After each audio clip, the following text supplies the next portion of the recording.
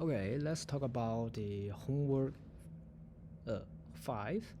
And here is about the tomasulo algorithms. And we have 6 instructions, right? And instructions will be shown from the BCDE column. And I will introduce a table. Is corresponding to each instruction when the instruction is issued, execute, and write back. The data of the result is available. And from the question, we know that for the load and store, there are 2 reservation stations. I will use the tag 1, 2, and for add, still have 2 reservation stations, use tag 3, 4, and multiple have 2 reservation stations, use tag 5, 6. And each functional unit will be 1. So that means I have 1 unit for load and store, 1 unit for add, 1 unit for multiple process. And the latency will be 2 for the load and store, 1 for the addition add, and 2 for the multiple. And it will be a 2 issued system. So that means I can issue 2 instructions in 1 cycle. And let's assume that the latency here is not contain the issue, right? Latency not contain. So that means if you issued in cycle 1, then the latency will take 2 cycles. That means it will use cycle 2 and cycle 3 to finish the load work, and the load result will be available in cycle 4. And also the load unit, the functional unit for the load, will be available start in cycle 4, right? Because previously it's occupied by the load 1, the instruction 1, the load, right? And let's go through it from the beginning. And I will introduce another table I will call the reservation station. How it shows there are 6 tags, right? We have 6 tags, 6 reservation station, and each different tag means different functions. And I will use C1 to represent cycle 1 and C2 cycle 2, right? And another is the register status. That means we are using register 1, 2, 3, 4, 5, and how their content or status are inside the register. And there is also a functional unit. I will to say it is busy or not, right? Since each function will have only 1 unit, so just have 3 rows. And C0 means the cycle 0. That's the initial state. Every unit is free, is not busy. And for the register, they may contain something inside. I will use the number, right? I can set up some number inside, or you can just say the R1. But for my example, I will use the numbers. Okay, so let's go from the cycle 1. Since we are 2 issued, so I will try to issue instruction 1 and 2. So where should they go? We have 6 reservation station, and for the instruction 1 is the load, right? So we should use the functional unit we should use let's talk about the reservation station. The reservation station will use tag 1 or 2, and let's use the tag 1, or you can use tag 2 if you want.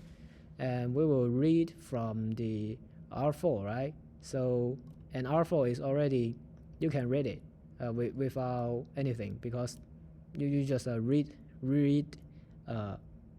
activity, right?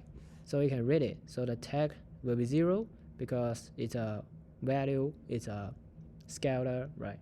And I will use tag 3 for our add instruction. So what we want, we will need to add R3 and a number 10. And number 10 is already good, But R3, where we got R3 is from the instruction 1, and the instruction 1 is set to the tag 1. So I will set the tag 1 here to be one of the value we are waiting for, and the other is prepared well. And then updated the register status. So R1 is using the tag 3, right? Tag 3 for R1 is updated, waiting the tag 3, and R3 is read from the R4. So and it's set to the tag 1, right? That is the cycle 1 for the register status, and others keep the same. And how about the functional unit? And since we are the issue and our latency is not contained the issue, so the functional unit in cycle 1, everyone is still ideally, not busy, right? So yeah, that's the cycle 1. Let's go to cycle 2. For cycle 2, we will try to issue instruction 3 and 4, since we are still 2 issued, right? So instruction 3 will be a load, and a load still need a load station, right? Reservation station. And and since we have 2 stations for the load and store, so I can set the instruction 3 into the tag 2 station, and what is instruction 4 is need a multiple, so I will set tag 5 for our multiple instructions. Multiple. And since so what we need for instruction 3, we will read R5. So R5, the counter inside R5 will go to tag 2, and for multiple we need R2 and 10. So 10 is already good, but R2, where we will get R2? R2 should be load, that is from the instruction 3, and instruction 3 will update it. We are using the station tag 2, so we are waiting for tag 2, right? So and then we can update our register status. R1 is still in tag 3, that is the add, and R2 will be our the load, so it's using tag 2. And R3 we are here updated, we are not the load, right? So that we can skip the what, this WAR, right? WAW. So yeah, we will update R3 to the tag 5, doing the multiple instructions, and others keep the same. And then we'll go to cycle 3. Cycle 3, we will try to issue I5, instruction 5 and instruction 6, and instruction 5 is fine. We have one reservation station here, right? So we can set the tag 6 for the instruction 5, and what we want is R2 and R1. R1 we can check here is from tag 3, and R2 is from tag 2, so we can just set them into the our reservation station. That is what we need and what we're waiting for. And let's get back to our cycle 2. Cycle 2, what it's doing? What it's doing is that the instruction 1, the loading, is start executing. So you had better firstly finish the table here, and then it will be clear to help you to analyze the cycles. So in cycle 2, we will execute the load. So execution will finish at the end of the cycle 3. So cycle 2 will start to execute and finish at the end of the cycle 3 for our load. So and then if we want to issue, let's go back to cycle 3. We want to issue instruction 5. Okay, we can get it, set it into tag 6, and prepare these 2 guys. And if we want to issue instruction 6, we will need a reservation station, but the 2 reservation station for the load and store is already full. It is it is doing with the instruction 1 and instruction 3, right? We are doing the load and load. So there are no places for instruction 6, the store, so we cannot issue instruction 6, and we will issue the instruction 5, and yeah, that's all. So for instruction cycle 3, we can issue what? We can issue the instruction 5, so R4 will be set to tag 6. Yeah, the second multiple instructions, and R5 still keep the same. And how about yeah, the functional unit? Yeah, I just say that C2, C3 we will use the load and store, the only one load and store functional unit, and is occupied by the instruction 1 in C2, C3. And then we will go to C4, the cycle 4. Cycle 4, what will happen in cycle 4? You can check here, the cycle 4, the data and functional unit and the reservation station are available because the instruction 1 is finished, and the data will be right back. I mean, the R3 will be broadcast to the bus, so everyone need to use R3. R3 will be can start their work. So let's check.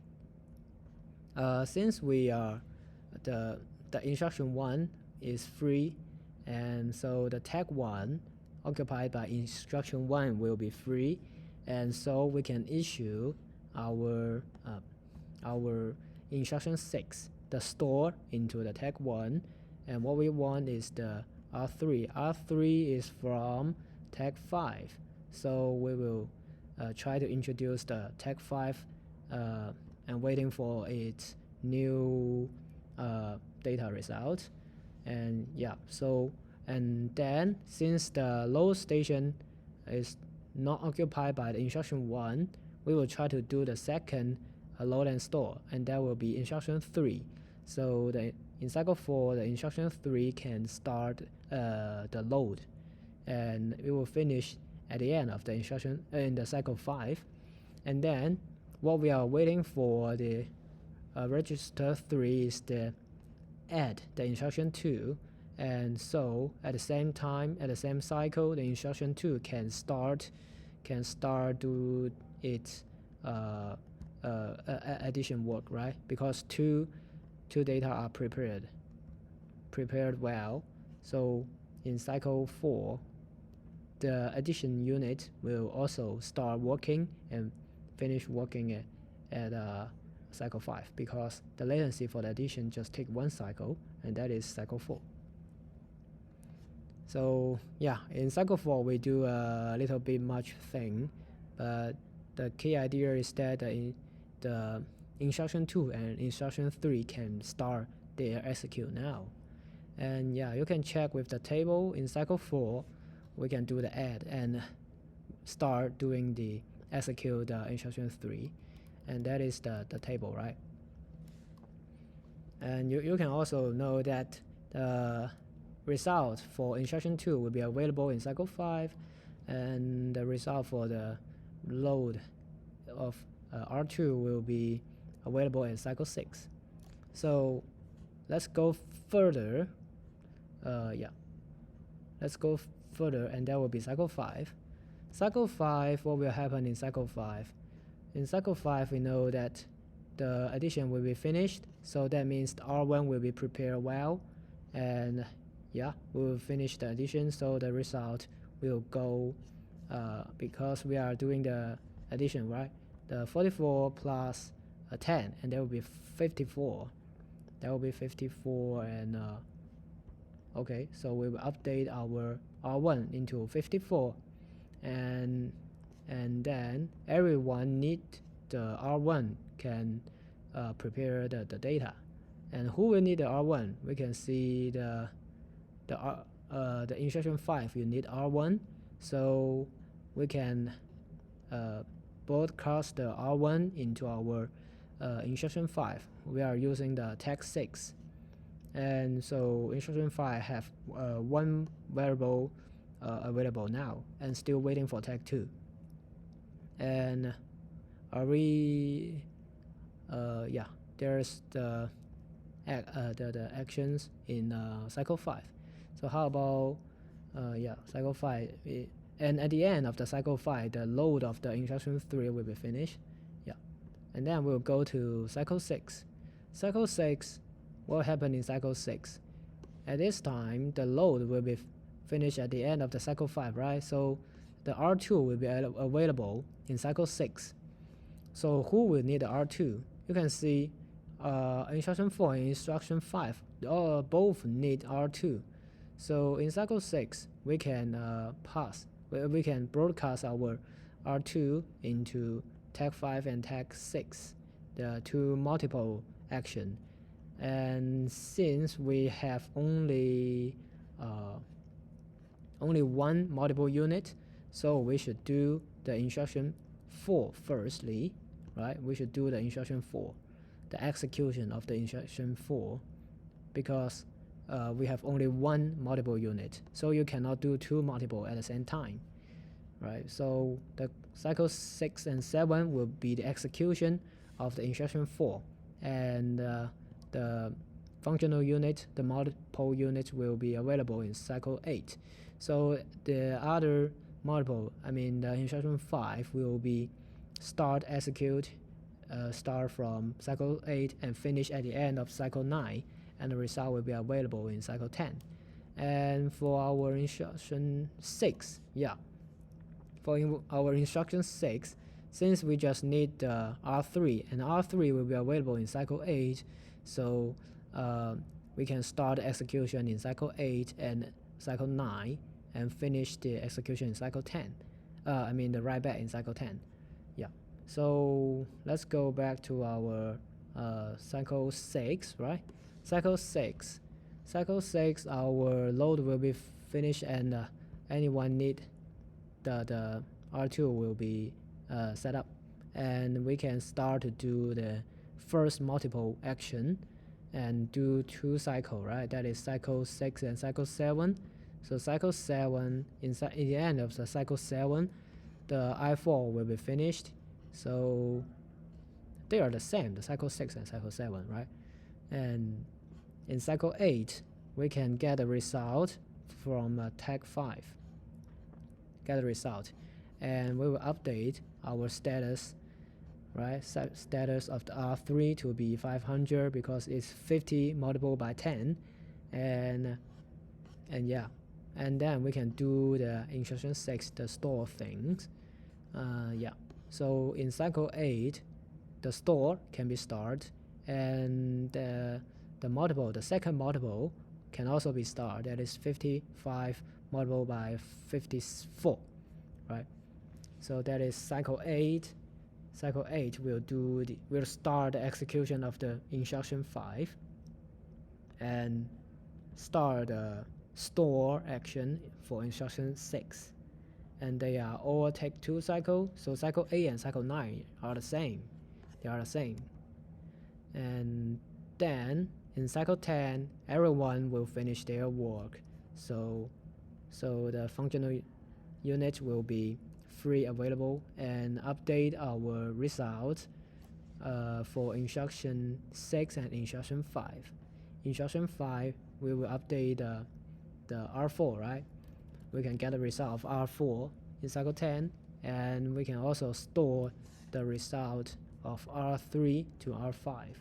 So R3 is 500, and then we will store it into R5. And that's the analysis when the latency is not contained the issue.